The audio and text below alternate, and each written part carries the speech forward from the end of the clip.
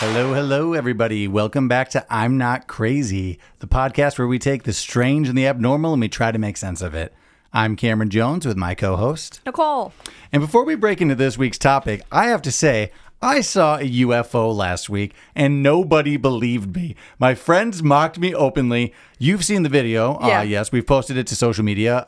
You can follow us at Majestic Jam on TikTok and or just I'm Not Crazy Pod on all their social media. But I saw a spaceship, I'm pretty sure, flying around downtown Chicago that looked a shit ton like the Flight of the Navigator spaceship, if you've ever seen that movie. No, I've not seen it, but it did look like a UFO to me too. Thank you. you.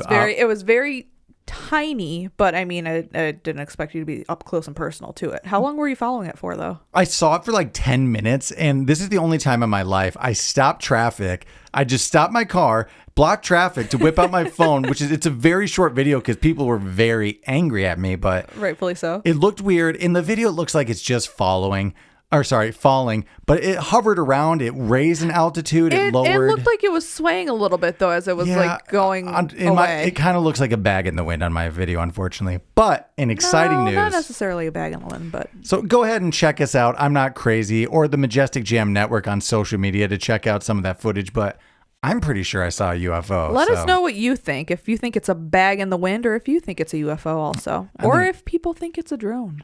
But this week, we're talking about a fun topic, ghost ships. Love the paranormal. Now, what do you know about ghost ships? Because there are two different types we have here. Two different types. We have the ghost ship that is like everyone died on board, it's missing, but we keep seeing this mysterious sunken ship sailing around. Okay. And then there's the type of ghost ship where a ship is found where the entire crew is missing.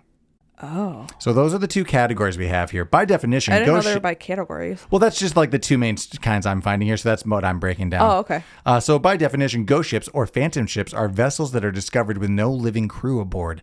So technically it is the one where everyone's missing. But a lot of times we do have those like straight up paranormal ghosty ships that are seen, that have known to have been sunken like 60 years previous. But there she is going by on the seashore. Ooh, like the Black Pearl. Yeah, essentially. From the Pirates of the Caribbean. Yeah, essentially that's what we're going for. Cool. So I broke these down into dates. There are many of these, and a lot of them do deserve their own probably episode in a deep dive at some point, or at least a couple of these. So this is just a light scratch on the surface of some of these fun ghost ship stories, okay? Okay. So we're going to start in 1647 with the ghost ship of New Haven. Religious settlers first began colonizing New Haven in the late 1630s with hopes of establishing a trading community that would ship furs and other goods to Boston and New York. Several different merchant ventures were created, but all had failed miserably, and the town was struggling to survive pretty bad. With their spirits and capital low, prominent merchants in town pulled their resources together to build one last boat that was supposed to be the savior of their town, their one last shipping vessel to move their furs and all this trading plans that they had. Okay. So in January 1647, the ship was complete and ready to set sail. Reverend John Davenport, the founder of the town, commemorated the launch with a prayer saying, "Lord, if it be thy pleasure to bury these friends in the bottom of the sea, they are thine. Save them."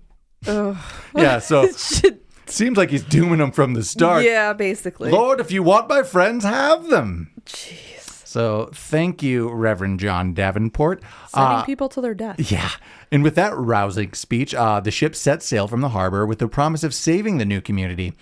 So that spring, other merchant vessels began arriving from England, but none had any news of the ship that left from New Haven earlier in their crossing or arriving at port. So the townspeople obviously began to worry that they had lost yet another venture, as well as like all the lives on board. So in the same vein as the preacher before, the townspeople began to pray, quote, "that the Lord would, if it was his pleasure, let them hear what he had done with their dear friends and prepare them for suitable submission to thy holy will." So Great. Their prayer was, let them into heaven. They're dead. They're dead. We think they're all dead. Take them. So that June, a full 6 months after the ship had set sail, a great thunderstorm struck the community. In the aftermath of the storm, the townspeople were amazed to see what looked like their missing ship mysteriously sailing against the winds at full sail in the harbor. The townsfolk watched the ship for half an hour, claiming at one point to be near enough to hit it with a stone. So what? The same ship apparently just floating around the harbor, close enough that you could throw a rock at it. So that's close enough to tell what it is, you'd assume. So suddenly, the ship began to break apart as though it was battered against rocks on an invisible storm. The mast fell, the sails were torn off, and it sank beneath the water, vanishing in a smoky cloud. Ooh. Yeah. The people who witnessed it said that it looked like a recreation of the past, an answer to their prayers telling them the fate of the ship. So the people think this was an answer to their prayers, even though their prayer was just like, let them into heaven instead of like, what happened? They already knew what happened. Yeah, I think they kind of assumed what had gone down. The accounts of this come to us from Reverend Cotton Mathers, who published the story in Magnolia Christie's Americana, which was published in 1702. This story came to him by a letter he received from a New Haven pastor who was not a personal witness, but had heard about it from people there. So this is coming from another pastor who heard from a friend from that area that ghost story happened. So no first-hand account here. There are also versions of the story that the ship returned 1 year later and replayed the sinking again, but this time it took place in the sky. Yeah, apparently this happened in the clouds. In this version, it was supposed to be meant as a sign that the community had placed too much importance on commerce and profit. So God was, vengefully being like, fuck you from the sky. Crazier theories link this to alien visitation, but I'm not going to touch on that. I don't think. Yeah. A lot of these end in, but was it aliens? And just goes into the ancient alien side of it, but we're not going to do that. We'll save that for another thing because aliens are real. Okay. So that one's just a fun ghost story. That one seems very black pearly and just supernatural. Yeah. That's fun. Yeah. The Octavius in 1775. So the Octavius is a legendary ghost ship story. In 1761, the ship departed from England with cargo destined for China. The ship left the port with a full 28-man crew, the skipper, his wife, and son.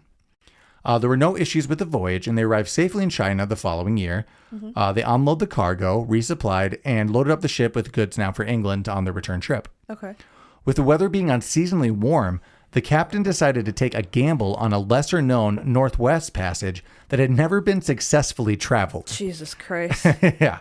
You're going to find a lot of these stories. It's like the captain decided to make a grave mistake that they would probably abandon ship for. So that's going to be a lot of these. So with everything loaded and ready to go, the ship departed for home, never to return. But it was not the last that we would see of the ship. Ooh. Yeah, this one's spooky too. On October 11, 1775, the whaling ship Herald was hunting in the frigid waters off Greenland when it spotted a sailing ship. Mm-hmm. As they approached, the crew saw that the ship was weather-beaten and the sails were tattered and torn. The Herald's captain ordered a boarding party of 5 men to search the missing Octavius. They found the deck deserted and broke open the ship's hatch to find the entire crew of 28 men frozen to death in their quarters. Oof. Moving on to the captain's quarters, they found the captain was also frozen to death with the ship's log in front of him and the pen still in hand. So, this is kind of... That's spooky. Yeah, why this is almost like the classic legendary one. We see this all the time in movies and pirate things of, the captain still dead in his chair, writing in the log, everyone dead around. This is kind of where we get that imagery from.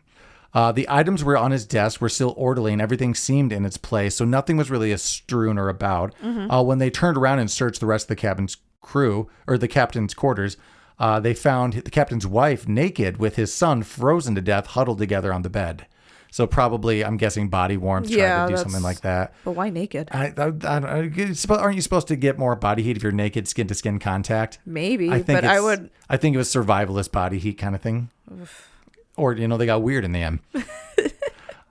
Because of the frigid temperatures, it is said that the bodies on the ship were all very well preserved to add to the creepiness. So, everyone was pretty intact. Yeah, not surprised. Fearing that the ship was cursed, the search crew hastily grabbed the captain's log and retreated back to the Herald. But unfortunately, in their haste, they accidentally lost the majority of the log. The middle of the book, all the pages were frozen together. So as they were running away, the chunk just fell out the whole middle. So that all that actually survived was the first and the last page. Oh my gosh. And the leather binding of the book. They only managed to save those first and last pages, but it was enough to determine the fate of the ship, actually. Yeah. So the captain of the Octavius tried to navigate the Northwest Passage, but his ship became imprisoned in ice in the Arctic. So the entire crew and the captain's family just froze to death, encased in the ice, just stuck in a block of ice in the middle of the ocean with nowhere to go.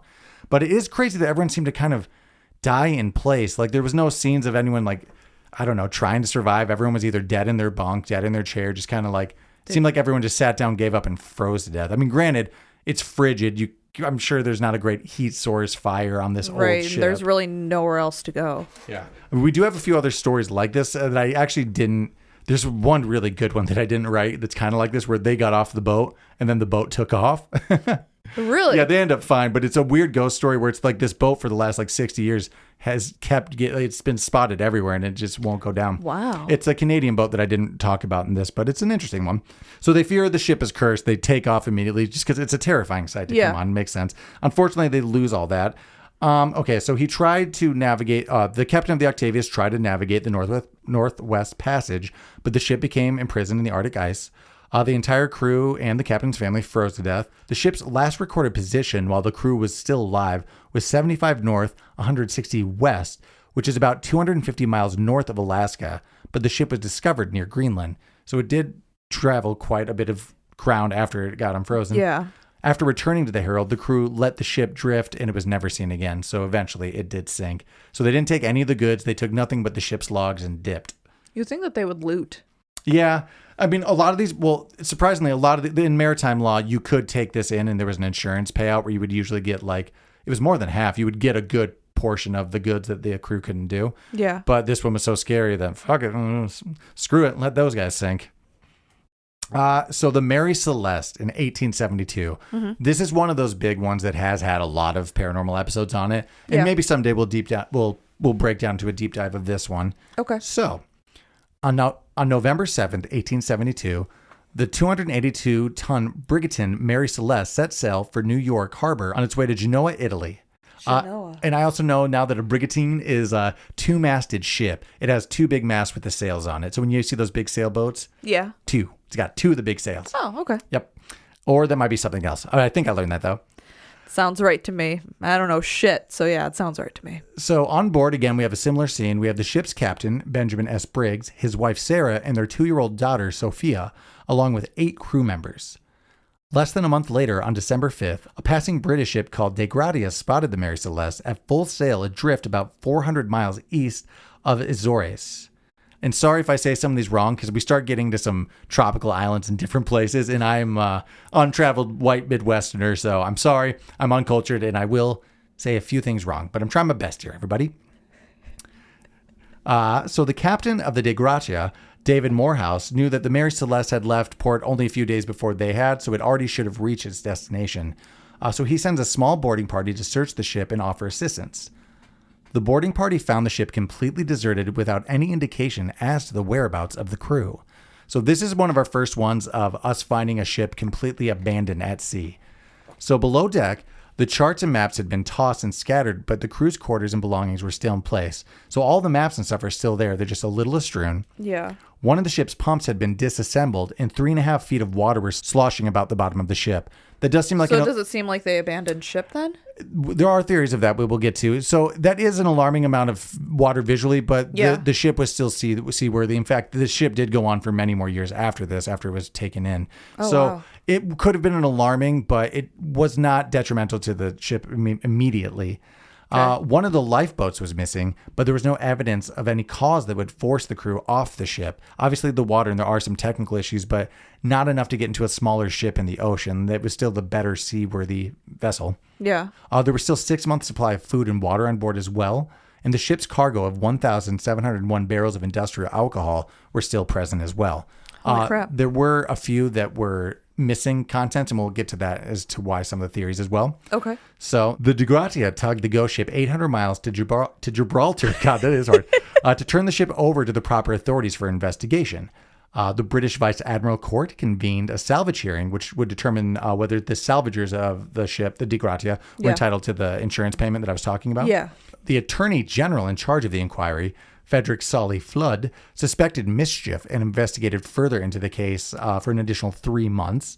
The court did not find any foul play, and they did eventually pay the salvagers 1/6 of the $46,000 of what the ship was valued. So, holy cow! So they should have actually been entitled to all of it. So that does kind of leave an overhanging shadow of doubt on these guys that they clearly didn't want to pay them, but did because they couldn't find proof.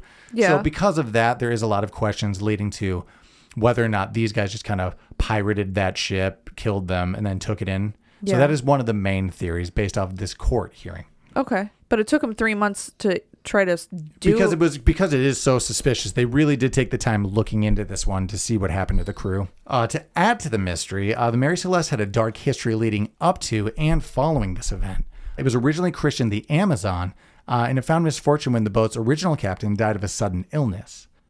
Later, it was involved in a collision in the English Channel with another ship, killing crew members, I think, of both ships. I think it cut the ship in half, if I'm not mistaken, killing everyone, I believe, on board of that one. Mm-hmm. And the Mary Celeste would sail under 12 new captains after this incident, because it was brought back, fixed up, and put back out before it was run aground intentionally for an insurance scam 12 years later. Great. So, which was why also people think like it already has a history of kind of scammy stuff. Yeah. Like maybe it was just a scam. So here are some of the theories. Craze mutiny. So initial investigations of the ship found strange markings that were thought to have been caused by an axe, along with traces of what seemed like blood.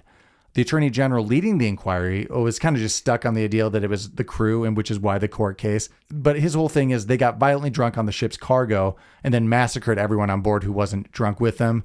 Coming to their senses, they take the bodies or dump them to sea, get in the small lifeboat, and just try to get out of there.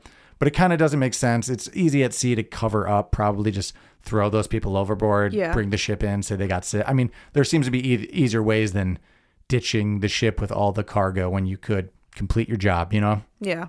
So that one seems a little weird. It was later found that the blood stains were not blood stains. It was just some other, I don't know, chemical, some other stain. And the axe marks were actual just natural wear and tear. So that is leading away from the mutiny thing. Yeah.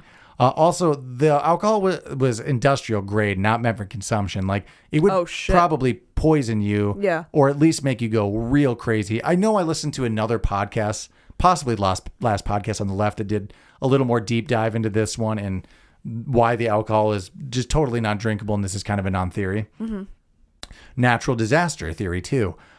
This one is essentially that a water spout, which is like a tornado out at the sea, or an earthquake caused a large wave to cause some superficial damage. It was taking on some water, and maybe they just thought that it was a little more dire of a situation, so they bailed ship. Kind of a similar thing. Prematurely just bailed ship, basically. But the problem with that also is it didn't seem to be to that dire situation yet to leave this ship for a smaller vessel during a storm, especially if it's a large wave or a water spout. Yeah. I wouldn't want in a lifeboat as opposed to like the lifeboat seems like the worst of the two options. Yeah. In that scenario. It makes nonsense. A lot of these have that problem with it of why would they get in a smaller boat for this theory, you know? Yeah. Also, on top of that, there were other nearby ships like the DeGradia. It also would have known of some of these weather phenomenons if that were the case. They were pretty close by, so that kind of counts that one out.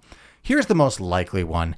And I've listened to a few different podcasts and theories on this, and this is probably what it was. Mm-hmm. So again, the cargo they were transporting was volatile industrial alcohol. Right. So there are records of lots of other ships catching fire or exploding because the alcohol vapors would, build up and then release from the barrels. Someone would have like a lantern down there.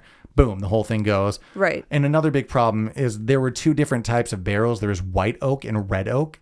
Red oak is more porous and it allows that liquid to evaporate out. Yeah. So I mentioned that some of the barrels were empty on the ship. Mm-hmm. So out of the 1,700 something, 9 of those barrels were made out of red oak as opposed to white, and they were empty. Part of that is people thinking, the mutiny, they drank those 9 barrels, which is a lot of industrial alcohol to be drinking. Yeah. But more likely, it leaked. It maybe they could smell it, or they could smell the alcohol gas in the air. They think that maybe they all retreated, because they were. It looks like they were maybe trying to get some of the navigation systems. It was scattered, and I think this is one of those stories where like there was still food being prepared. Like everyone kind of dropped what they were doing, so they theorized they got on the life vessel, tied maybe like a rope to it to wait in case it exploded. Yeah. Then maybe like the rope untied or something. They just drifted out to sea, never to be seen again. That's probably what happened.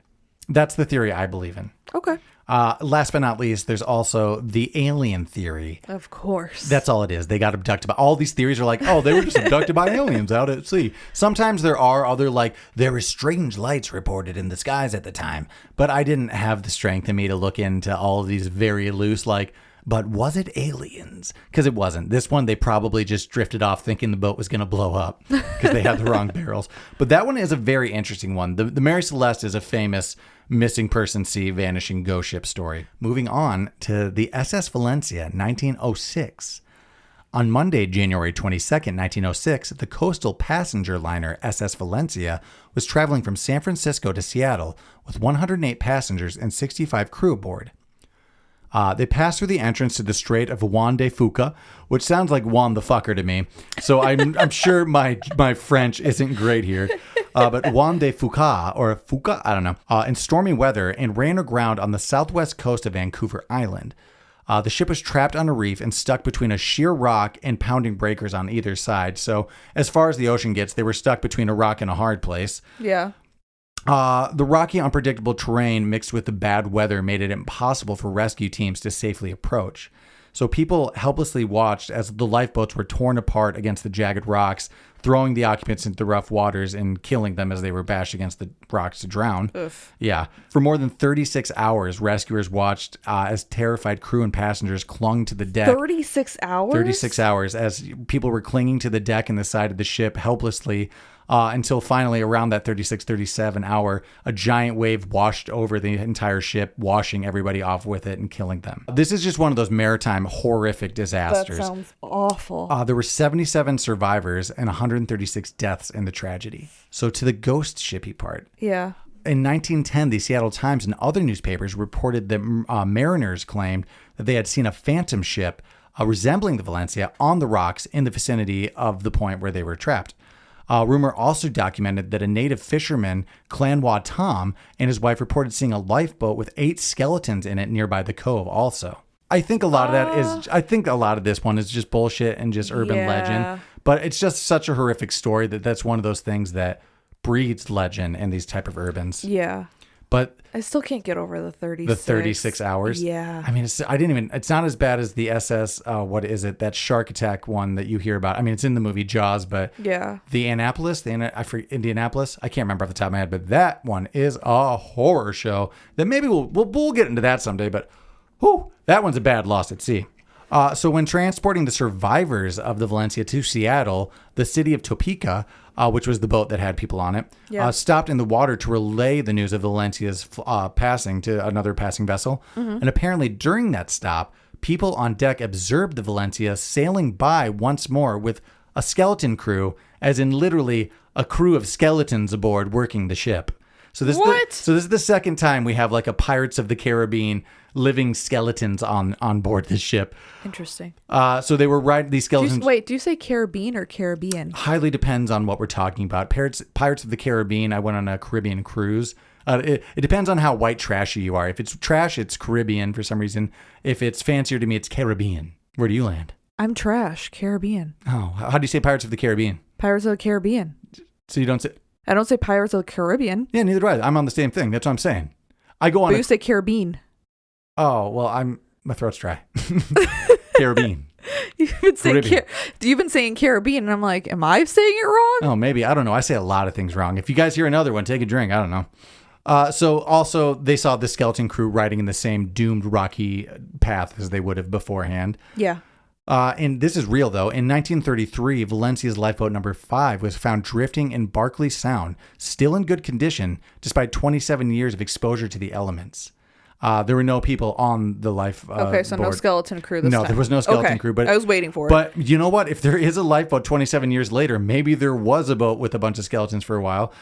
So part of the lifeboat bearing the name Valencia is on display at the Maritime Museum of British Columbia in Victoria, BC. So that's super haunting. Yeah. I was thinking about it. It's super terrifying to think that ship, survived that crash, had people die in it, and it did make it back to land. That's crazy. That is one of the survivors.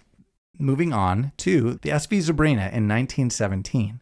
Let me go back to say that one's another good ghost story. I do like these haunting maritime disasters that lead into ghost ship stories. Yeah. And I think we can lead into some more deep dives into those, but they're not necessarily supernatural ghost story. A lot of the ghost ship stories I heard off it were just drunken sailor story, urban legend, Yeah. So I did write down these ones because they're kind of fun and big legends, but some of these maritime disasters are worth a breakdown. When I thought you were going to talk about like ghost ships, I thought you were going to talk about like the Queen Mary, like those, like the hauntings that are on ghost ships. Oh, that's a whole other thing we can get to. That's what I thought you were going to talk about. I didn't know that it was just literally going to be like. Oh, just wait. There are so many haunted ships. We'll get to that someday. Okay.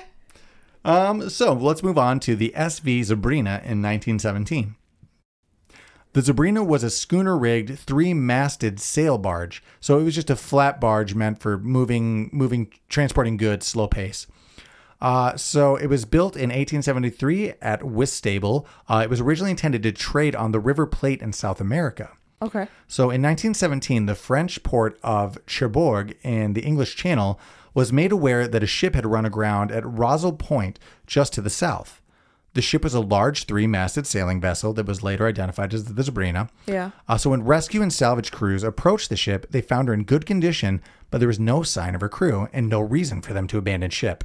The only damage was some disarrangement of the rigging, so like the ropes, mast sail, so that's obviously easily just fixed. You fix the rigging. Right. And the last entry revealed that the ship had left Falmouth 2 days prior to the ship being found. So there's only 2 days of missing time that something could have happened. And it's also a pretty short distance between these locations relatively. I mean, it's really just kind of going across a strait in this area, or like a big channel, rather. As in other mysteries of this kind, all of the cargo was still on board, making it unlikely of a pirate or military attack because they would have wanted to destroy or take the goods. Right. But this attack does happen during World War I in treacherous waters, and the ship was a target as it was transporting coal. So there is some validation as to why these sailors might have disappeared, or at least a reason why people would have wanted to kill them and take them. Right. But that doesn't account for why the cargo wasn't taken. The coal would have been highly valuable for either their side, or again, you would want to destroy that so it wouldn't fall into enemy hands. Right. The common theory is that the crew members were attacked and taken by a German U-boat. Because the cargo ship had the flat bottom, conventional torpedoes would have likely passed under it, and that would have rendered them useless.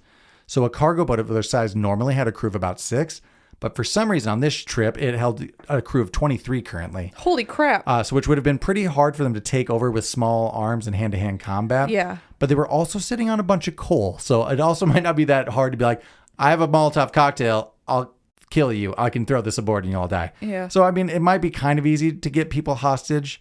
I mean, if you just pop up in a U-boat and you're like, you're screwed. Mm-hmm. But that is a lot of people also to take hostage on a U-boat. So I have my doubts about that. It just seems kind of unlikely. So there's never any report made or records after the war from Germany of them taking any hostages or them taking the Zebrina at all. So some speculate that the U-boat was maybe engaged in combat and possibly sunk right after that, so they never had time to make any record of it. But even with the cooperation of Germany, years later after the war, it's also a mystery to them what happened to the boat. And no body or sign of the crew was ever heard from again. A crew of 25 people, all mysteriously missing, with no signs of body in that relatively short area of ocean is pretty mysterious. Is this like a common theme with a lot of these? What, the bodies? Yeah, I mean, this is the big thing of a ghost ship mostly, is a ship being found and it's completely emptied for no reason, is essentially the definition of a ghost ship. Yeah. Do you think they go over the Bermuda Triangle and something happens where they go into a parallel universe and then they disappear forever and then the ship is just left? Yeah, that's a theory in a lot of these. Yeah, I've left that off one or two. Okay, that's it. I just just wanted to ask. Yeah, that's definitely a theory. Just because it was going to South America, right? This one actually does have that one did have a Bermuda Triangle theory. We're that's like, well, maybe they passed. That's why I was like, is it this? Could it be? Yeah. The SV Carrol A Deering. I'm just going to call it the Deering, in 1921. So in August 1920, 5 months before the ship was discovered abandoned, the Carrol A Deering set sail from Norfolk, Virginia in perfect shape with an experienced captain and a crew of 10 men aboard bound for Rio de Janeiro.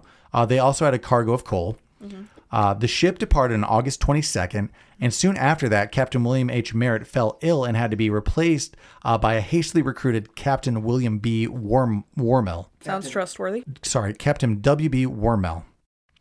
Wormy, a little wormy trusty. Yeah, that's why I said sounds trustworthy. The ship delivered its cargo and was scheduled to set sail to return in December. Okay. So on January 29th, 1921, Captain Jacobson aboard the Cape Lookout lightship in North Carolina spotted the Deering bound for home when he was hailed by one of the crewmen aboard who informed him that their ship had lost its anchors. What? Yeah, I don't know how you do that, but pretty big mistake. Yeah. Captain Jacobson took note of it, but he was unable to call it in because his radio was down. But he noted that the crew was, quote, mulling about the deck suspiciously.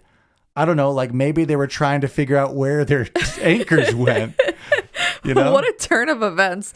We don't have any anchors. Well, my radio doesn't work. Yeah, so they're screwed. So 2 days later, CP Brady of the Cape Hatteras Coast Guard Station spotted the Deering running aground on Diamond Shoals with its sails still set full and its lifeboats missing. Same problem as before, where rough waters kept rescue boats from approaching for 4 days. But when they arrived, they found that the crew had vanished, along with a lifeboat, though.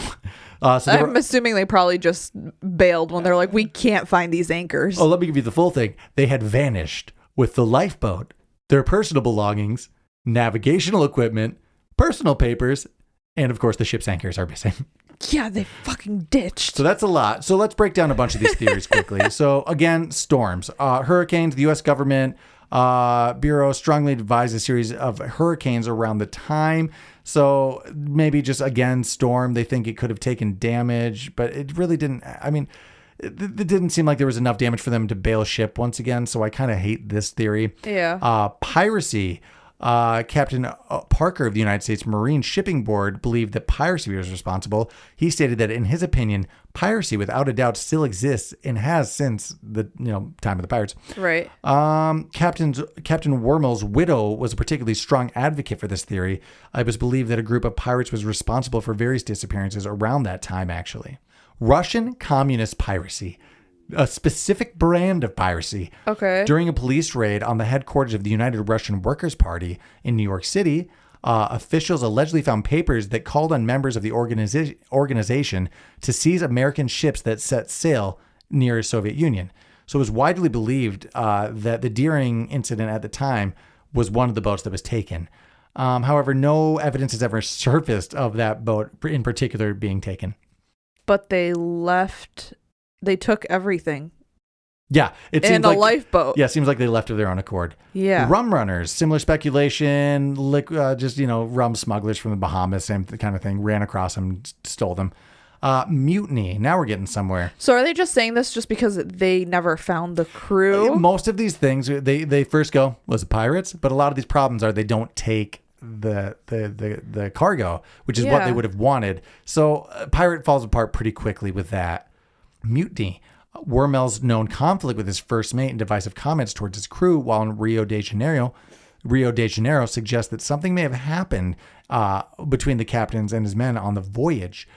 Captain Jacobson at Cape Lookout certainly thought it was odd that the man who hailed his vessel was not the captain. It was just some other guy on deck, which usually would have been captain to captain. Paranormal explanation. Was it aliens? That's what this one comes down to. So I'm not going to go into that at all. Sorry. Oh, no problem. This next one is pretty interesting as far as the disappearances go. Now we have the Joyita of 1955. About 5 a.m. on October 3rd, 1955, Joyita left Samoa's Apia Harbor bound for the Tokala Islands, about 270 miles away. The boat had been scheduled to leave around noon the previous day, but got delayed because the engine clutch failed. So she was carrying a crew of 16 members and only had one working engine at the time. Jesus. Oh, sorry. It was carrying 16 crew members and 9 passengers, including a government official and a Dr. Alfred Parsons, who was a World War II surgeon on his way to perform an amputation. So it was a pretty important thing to get him there. Yeah. So the voyage was expected to take between 41 and 48 hours, but the ship did not arrive for a few days. On October 5th and 6th, a message was finally sent out at port that the ship never breached its destination. Okay. So from the 6th to the 12th, the Royal Air Force covered nearly 100,000 square miles of ocean, but no sign of the ship was found. 5 weeks later on November... 5 weeks? Yep. 5 weeks later on November 10th, Gerald Douglas, the captain of a merchant ship en route somewhere else, about 600 miles west of the scheduled route where the ship should have been, the ship was partially submerged and listing heavily with her deck rails awash, partially under the water. Yeah. There was no trace of any of the crew or the passengers when they got there. 4 tons of cargo were also missing.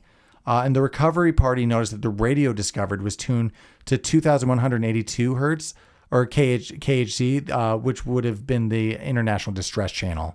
Pirates. This one seems the most piratey. Yeah. So, Here's a little bit about the ship as they found it when they came up on it. So barnacles were growing unusually high above the waterline, showing that it had been listing for a long time. Yeah. There was superficial damage. So there was superstructure damage. The flying bridge had been smashed. The deck house had light damage. There was broken windows. Ton of just damage on it. Yeah. It carried a dinghy and 3 life rafts, but all of it was missing. And there were not enough life jackets for everybody aboard.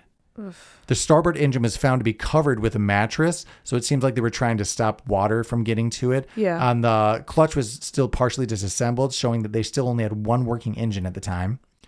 An auxiliary pump had been rigged in the engine room and was mounted on a plank, but it was never completely connected, meaning they probably had some sort of flooding that they were going to try to quickly fix, but they just left before they got around to it. Yeah.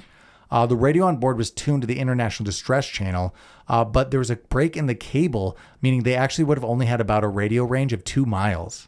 Oh my gosh. Yeah, but they probably would not have known that. No. There was a split wire, but they painted black over it so they couldn't tell. The electrical clocks on board had all stopped at 10:25, which would have been the switch cabins and the lighting. So essentially they lost power to the ship at 10:25 when everything started to go downhill.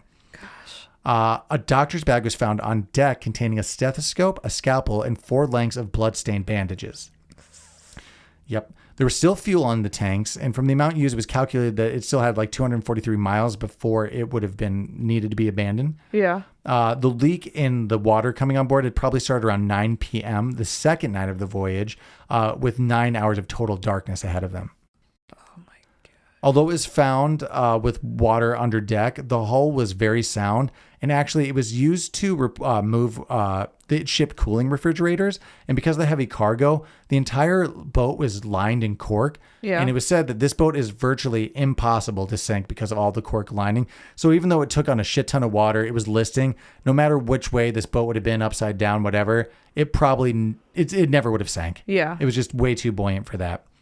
So there was an inquiry held to what happened. Let me skip through this.